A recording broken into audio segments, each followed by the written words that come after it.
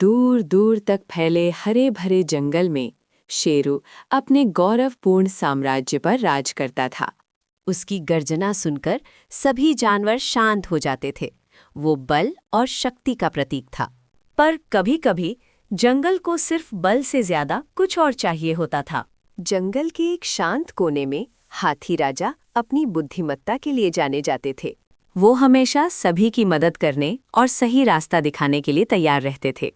एक साल भीषण सूखा पड़ा, नदियां सूख गईं और जंगल के जानवर प्यासे थे। शेरू ने जोर से गर्जना की, मैं राजा हूं, मैं समाधान ढूंढूंगा। पर उसे कोई रास्ता नहीं मिला। जंगल के बुद्धिमान उल्लू ने सभा बुलाई। असली राजा वो है जो संकट में रास्ता दिखाए। हमने 3 चुनौतियां रखी हैं। जो उन्हें पास करेगा वो जंगल का असली राजा होगा। पहली चुनौती थी सबसे बड़े और भारी पत्थर को हटाना। शेरू अपनी पूरी ताकत के साथ आगे बढ़ा। उसने गर्जना की और पत्थर को धकेलना शुरू किया। वो सफल रहा। पत्थर कुछ इंच सरक गया। जानवरों ने तालियां बजाईं। अब हाथी राजा की बारी थी। वो शांत चित्त से पत्थर के पास गए। उन्होंने एक मजबूत बैल का इस्तेमाल किया और अपनी ताकत का बुद्धिमानी से प्रयोग किया। पत्थर हिल गया और रास्ता साफ हो गया। सब हैरान थे। दूसरी चुनौती थी जंगल में छिपी हुई सबसे पुरानी पानी की धारा ढूंढना। शेरू ने अपनी तेज सूंघने की शक्ति का इस्तेमाल किया, पर वो बस सूखी धरती पर भटकता रहा। हाथी राजा ने अपने अनुभव और जानवरों की आवाज़ों को सुनकर रास्ता खोजा।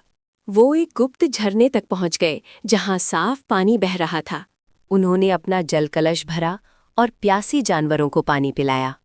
तीसरी और आखिरी चुनौती थी जंगल के बीच एक टूटा हुआ पुल ठीक करना। शेरू ने अकेले ही लकड़ियों के लट्ठों को खींचने की कोशिश की, पर वो बहुत भारी थे। हाथी राजा ने सभी जानवरों को बुलाया और एक साथ काम करने का सुझाव दिया। बंदर बेले लाए, भालुओं ने लट्ठे उठाए और पक्षियों ने छोटे टुकड़े जोड़े। कुछ ही समय में पुल ठीक हो गया, जो उनकी दोस्ती का प्रतीक था। तभी अचानक जंगल में आग लग गई। हवा में धुआं फैल गया। जानवर घबरा गए और इधर-उधर भागने लगे। आतंक फैल गया। शेरू ने गर्जना की, शांत रहो, मैं आग बुझाऊंगा। पर आग बहुत तेज थी। हाथी राजा ने अपनी सूंड से सभी को शांत होने का इशारा किया। घबराओ मत, हमें मिलकर काम करना होगा।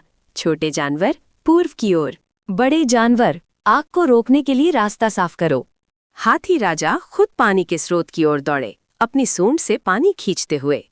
उन्होंने अपनी सूंड में पानी भरकर आग पर फेंका। अन्य जानवर भी मदद करने लगे।